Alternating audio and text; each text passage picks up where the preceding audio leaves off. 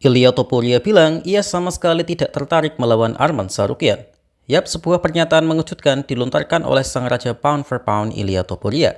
Ia secara gamblang menyatakan bahwa ia sama sekali tidak berminat melawan kontender nomor satu di kelas lightweight yaitu Arman Tsarukyan.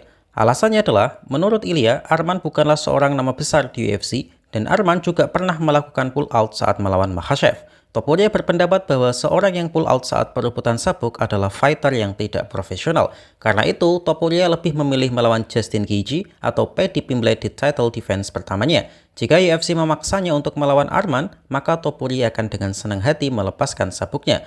Lalu, apakah argumen Topuria ini wajar atau dia hanya takut sama Arman?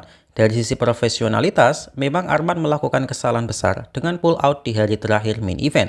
Tapi Arman sudah membayar kesalahannya itu dengan menjadi fighter backup di event Topuria versus Charles.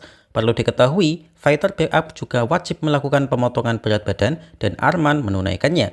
Jadi menurut saya, Arman sudah layak mendapatkan title shot. Justin Gaethje masih masuk akal, tapi Paddy Pimblett jelas belum layak mendapatkan title shot. Banyak fans yang menuduh Topuria takut pada Arman karena style Arman kurang menguntungkan bagi Topuria. Tapi Topuria mengatakan bahwa yang dia buru adalah Islam Makhachev, jadi mana mungkin ia takut sama Arman.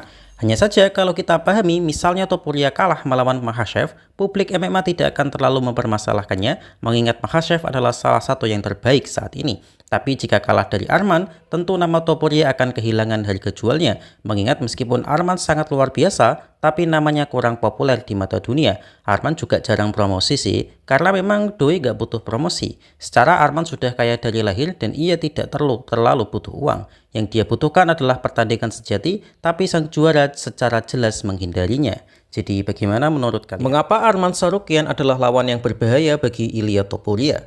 Sebenarnya selain Makhachev, lawan yang paling berpotensi mengalahkan kedikdayaan Topuria di kelas ringan adalah Arman. Bang, Arman saja kerepotan dan hampir kalah melawan Charles Oliveira. Bagaimana ceritanya ia punya peluang melawan Topuria? Sayangnya konsep seperti itu tidak berlaku di dunia MMA.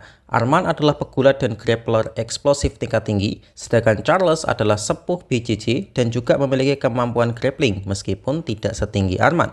Tentu saja akan susah mengalahkan Charles di dunia ground game, kecuali Makhachev. Bahkan Topuria juga tidak berani meladeni ground game Oliveira. Nah, jika Arman melawan Topuria, maka Topuria perlu waspada. Memang Topuria memiliki kemampuan gulat yang baik. Tapi kalau Charles saja mampu membawanya ke bawah, maka kemungkinan besar Arman juga bisa melakukannya.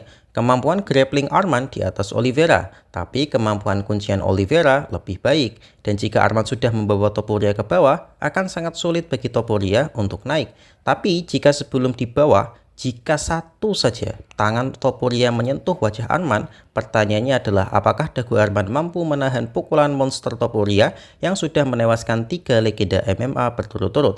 Tapi sepertinya akan sulit diwujudkan duel itu dalam waktu dekat karena Topuria sejauh ini hanya bertarung dengan fighter yang memiliki exposure besar dan Arman tidak memiliki itu. Jadi bagaimana UFC 320 akan menjadi event yang spektakuler. Yaps, itu diumumkan langsung oleh sang bos Dana White dalam video short di channel YouTube UFC. Event yang akan berlangsung di tanggal 4 Oktober ini menyajikan pertandingan yang sangat menarik bagi pecinta MMA. Setidaknya sudah 3 pertarungan yang sudah diumumkan oleh Uncle Dana, mulai dari Jiri Prochazka versus Khalil Rountree.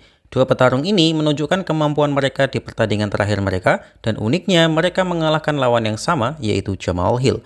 Hampir bisa dipastikan bahwa pemenangnya nanti akan menjadi title challenger selanjutnya.